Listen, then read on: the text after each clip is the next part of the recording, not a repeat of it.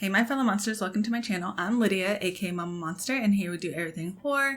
So we are back today with some more Scream content, ranking the Ghostface killers. Really excited about this one. It was really hard for me, but I'm excited still. If you have not seen Scream 6, earmuffs, really quick.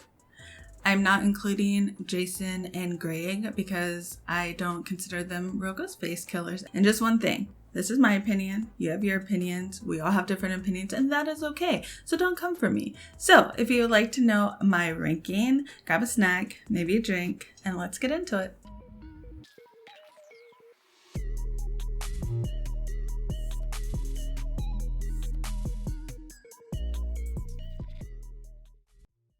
Okay, jumping right into it. 12 Ghostface killers. How do we rank them? Number 12 goes to Ethan Landry. Not only was he predictable, but he was my least favorite character in Scream 6.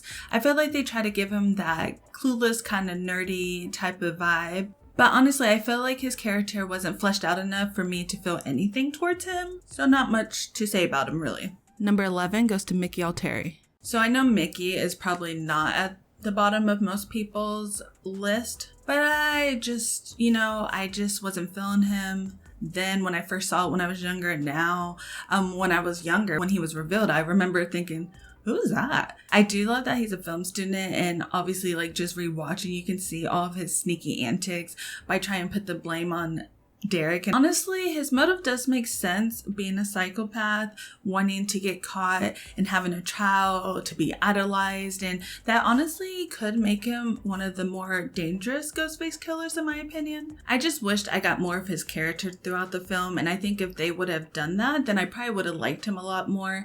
And I did mention this before, that when he is revealed as Ghostface, I feel like he tries to mimic Stu too much, and that's just kind of meh. 10 goes to Detective Bailey. First of all, I really liked how they had an older man as one of the Ghostface killers, and I think Dermot Mulroney did an excellent job at playing this role. And I know this younger generation probably know him as Russell from New Girl, which New Girl is actually one of my favorite shows, but for me, he will always be Michael from My Best Friend's Wedding. One of my comfort movies, but I think it's really cool seeing him in this type of role. Detective Bailey was predictable for me, and we've seen the revenge for a child in these before, obviously Scream 2. I do give him his props for tricking everybody and doing all of the evidence for Richie, but I will add that getting your kids to go on a murder spree, bad parenting. Number 9 goes to Charlie Walker.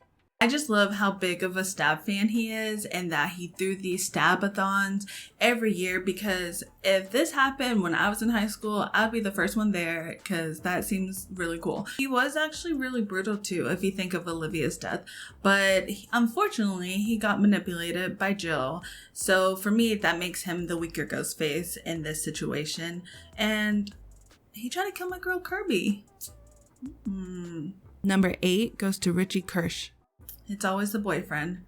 I honestly think Jack Quaid did an amazing job portraying Richie. But Scream 5, Scream 2022, the Ghostface killers were really predictable in this one. But I honestly really enjoyed Richie's character. Obviously, he played the clueless boyfriend, but at times he made me laugh.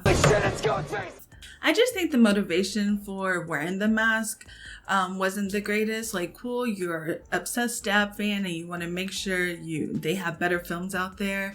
But for me, I think all the other motives were a lot stronger in my opinion. Number 7 goes to Amber Freeman. Like I said, Scream 5, Scream 2022 had predictable killers. I knew from the beginning that Amber was a killer from the whole phone situation in the beginning of the film. And honestly, she didn't get enough screen time for me to really enjoy her character until the last act. Mikey Madison killed it. She knows how to play a psycho. Even though I knew she was a killer, it shocked me when she killed Liv. She brought the craziness and was funny as hell. And unfortunately, she killed our beloved Dewey in one of the most brutal ways. Number 6 goes to Roman Bridger. So I think Roman is above a lot of the other ones just because he is solo. He is a one-man show, and I have to give him props for that. Obviously not the best kills in the franchise, but for me, you have to think about all the thought and planning that went behind it for just it being him. And then he introduced us to the voice changer, which I think was pretty cool. I'll say I do like his motive being the abandoned brother of Sydney and trying to get revenge for that, but I don't like how they try to make him have the credit to be the brains instead of Billy and Stu, because that takes away from them, and I don't appreciate that. So I just act like that little aspect of the film does not exist. Number 5 goes to Quinn Bailey. So with Quinn, even though she wasn't in the film very long, I really liked her character. I liked her humor. I liked her personality. I liked her being sex positive. Thank you. And she might have just been playing a part to trick Sam and Tara by playing like their clueless little roommate, but I dug it. Ethan and Detective Bailey were predictable for me, but I did not suspect Quinn, obviously, because we thought she died. And they've done that before, you know, tricking us thinking Roman Bridger had died. But I think this one was executed a lot better. When she was revealed, I think Leanna did an amazing job playing the revengeful and hurt sister. So yeah. Number 4 goes to Mrs. Loomis.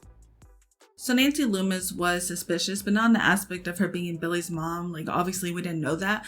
But she seemed suspicious as the news reporter lady because she was everywhere. And honestly, she was the one who left Billy. So it's kind of like, why are you being revengeful when you're the one who abandoned your son? You should have left your husband, but not your son. That's just how I feel. But overall, I think she was a good Ghostface. She had good kills, good chase scene, obviously a great cover-up. And she was the one to find Mickey to execute this plan and try to pin it on him. So, number 3 goes to Jill Roberts. So I'm just going to start by saying that Jill, revealed as Ghostface, especially after stabbing Sydney, her own cousin, shocked me the most. Did not expect her at all. I thought she was a victim. From what I remember, because I did see this movie in the theaters when it first came out, but from what I remember, I don't think I expected her. She played the innocent victim, but she was the mastermind behind this. She even had her own mother killed. She manipulated Charlie. She was a lunatic. But a lunatic that was ahead of her time with the whole social commentary. I always say that, so I think she is very deserving to be at the top of my list. Number 2 goes to Stu Marker. So Stu definitely has the best personality of all the Ghostface killers. He is funny, he is wild, and although he is a psychotic killer, that's really him, that personality. He has some of the best and most memorable lines in the whole franchise. My mom and dad are gonna be so sad. And I just love Matthew Lillard in this role, playing him. He did such a great job. But Stu, we know, is a great Ghostface killer, but obviously he was following everything his boy told him to do, which leads me to my number 1 spot. Billy Loomis. Once again, let's omit Roman Bridger from this equation because Billy was the mastermind behind it all. He talked Stu into taking this wild ride with him, killed his girlfriend's mother, and then put her through an emotional roller coaster. And honestly, upon first watch, he puts the audience into an emotional roller coaster as well because it's up and down. Is he the killer? Is he not the killer? Is he the killer? Is he not the killer? Oh, okay, he's dead, so he wasn't the killer. Oh, he's alive. He is the killer. All those suspicious looks he was given throughout the whole film. Wes Craven knew what he was doing. He is mentioned in every installment that came after. That just shows how much he brings to this franchise. Honestly, Billy and Stu are the most iconic Ghostface killers in this franchise, especially as a duo. They even have matching boots. So that is my ranking. I hope you guys enjoyed this video. Let me know how you guys feel about how I rank the Ghostface killers. How would you rank the Ghostface killers? Because I honestly would love to know. Don't forget to like, share, comment, subscribe, and hit that notification bell so you know every time I upload. My social media will be down below. I would love to have you over there, especially Instagram. It's always a great time meeting and chatting with new friends. So yeah, until next time. Bye.